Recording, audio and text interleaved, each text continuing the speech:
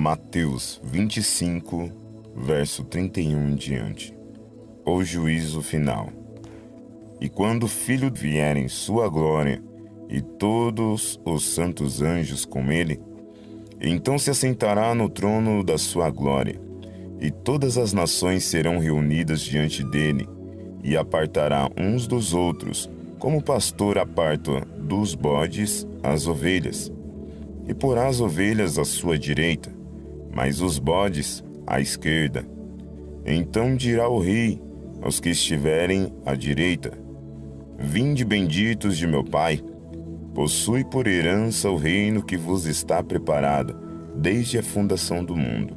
Porque tive fome e deste-me de comer, tive sede e deste-me de beber, era estrangeiro e hospedaste-me, estive nu e vestiste-me, adoeci e me visitaste, estive na prisão e foste ver-me.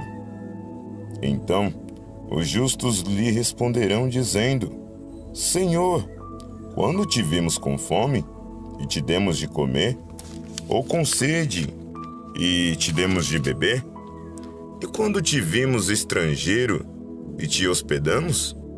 Ou nu e te vestimos? E quando te vimos enfermos ou preso e fomos ver-te?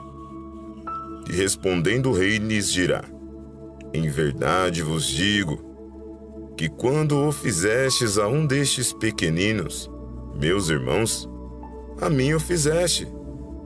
Então dirá também aos que estiverem à sua esquerda: Apartai-vos de mim, malditos, para o fogo do inferno, preparado para o diabo e seus anjos. Porque tive fome e não me deste de comer, tive sede e não me deste de beber, sendo estrangeiro, não me recolheste, estando nu, não me visitaste, enfermo e na prisão, não me visitaste. Então eles também lhe responderão, dizendo: Senhor, quando te vimos com fome ou com sede, ou estrangeiro ou nu, ou enfermo, ou na prisão, e não te servimos? Então lhe responderá dizendo: Em verdade vos digo que quando a um destes pequeninos o não fizeste, não o fizestes a mim. E irão estes para o tormento eterno, mas os justos para a vida eterna. Amados, o texto de Mateus 25 deixa bem claro que Jesus Cristo naquele dia vai requerer de nossas mãos as boas obras, vai requerer de nossas mãos a caridade, o amor, a bondade. Ele vai requerer de nossas mãos o que é citado em Gálatas 5. Ele vai requerer os frutos do Espírito em nossas vidas. Quero deixar aqui bem claro que, mesmo o texto fazendo, dando uma atenção à questão da caridade, não quer dizer que pela caridade nós seremos salvos. Há a possibilidade de sermos caridosos e mesmo assim perdemos a nossa salvação. Talvez você me pergunte: como, irmão? Se a palavra está cobrando, a questão da caridade. Sabemos, amados, que o cristão, quando ele nasce de novo, quando ele nasce para Cristo, ele começa a praticar bons feitos, não só em questão de caridade, como também em questão de caráter, em questão de conduta, de índole. O cristão, ele começa a abandonar as práticas pecaminosas, as práticas que o Senhor Deus reprova. Então, sabemos que há pessoas que não abandonam as práticas pecaminosas, mas são caridosas, praticam o bem, fazem obras sociais, participam de muitos eventos onde beneficiam pessoas que são carentes. Isso quer dizer que essas pessoas serão salvas? A palavra do Senhor vai nos dizer que todo aquele que crê em Jesus Cristo, dá em conformidade com sua palavra, será salvo. Aquele que persevera até o fim, aquele que nasce de novo, assim como foi dito no Evangelho de João, no capítulo 3, naquela conversa que Jesus Cristo teve com Nicodemos, onde Nicodemos interroga Jesus Cristo dizendo: o que me é necessário para alcançar a salvação? Jesus Cristo lhe responde: é necessário nascer de novo. E Nicodemos ali, indignado com aquela resposta, ele diz: como é possível nascer de novo? Como pode um homem já grande voltar para o ventre da sua mãe para poder nascer de novo? Jesus fica maravilhado, pois Nicodemos ele tinha muito entendimento nas leis dos homens, nas escrituras, nos Pentateucos, no Antigo Testamento. Mas ele não tinha o discernimento espiritual daquilo que Jesus Cristo estava dizendo, daquilo que Jesus Cristo estava querendo dizer. Jesus estava falando de coisas espirituais. E Jesus disse, que era necessário o homem nascer de novo, da água e do Espírito. Por que da água? Da água da lavagem da palavra, para que nós sejamos purificados pela palavra, para que a cada dia, conforme nós se alimentarmos da palavra, nós nos enchermos de Deus e nos esvaziarmos dos frutos de nossa carne, que nos levam ao pecado, que nos levam a errar.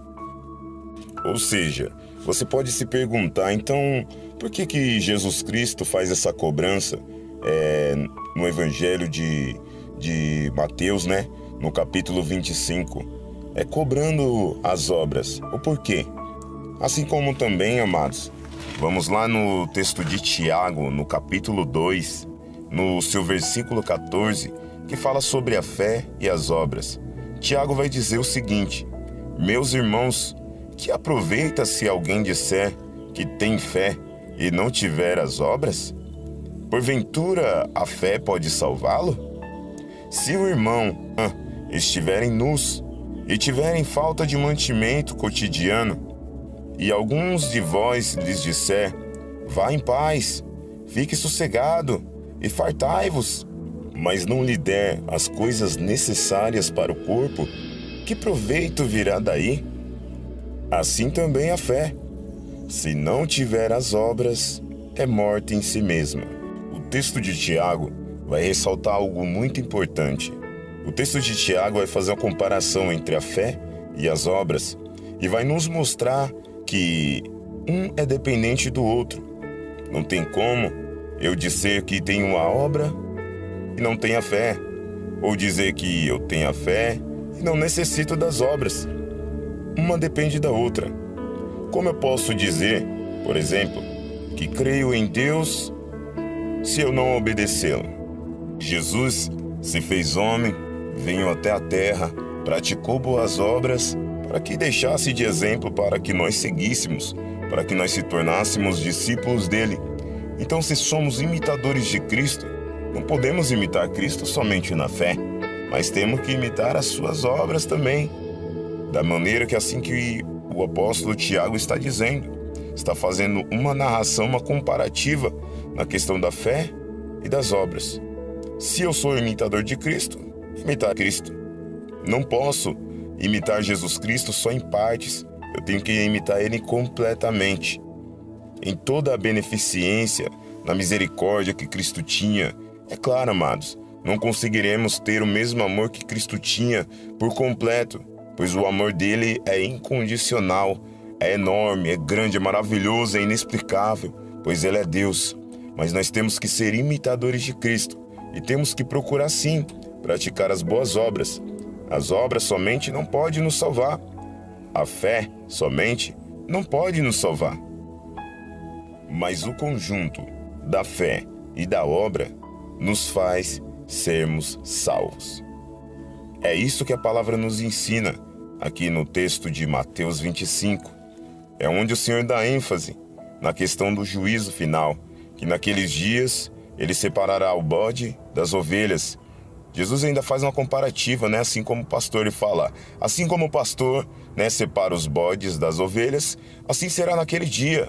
Ou seja, nós podemos ver que o bode ele é um animal muito marrudo, um animal teimoso. A ovelha é um animal calmo, um animal obediente. Jesus ele faz essa comparativa se comparando aos seus filhos, se comparando àqueles que andarem em obediência e àqueles que não andarem em obediência. Aqueles que quiseram obedecer em partes, assim como eu fiz o exemplo da questão da fé e das obras. Os que só quiseram a fé ou os outros que só quiseram as obras. Não, Jesus Cristo vai querer uma igreja lavada e remida no sangue dele.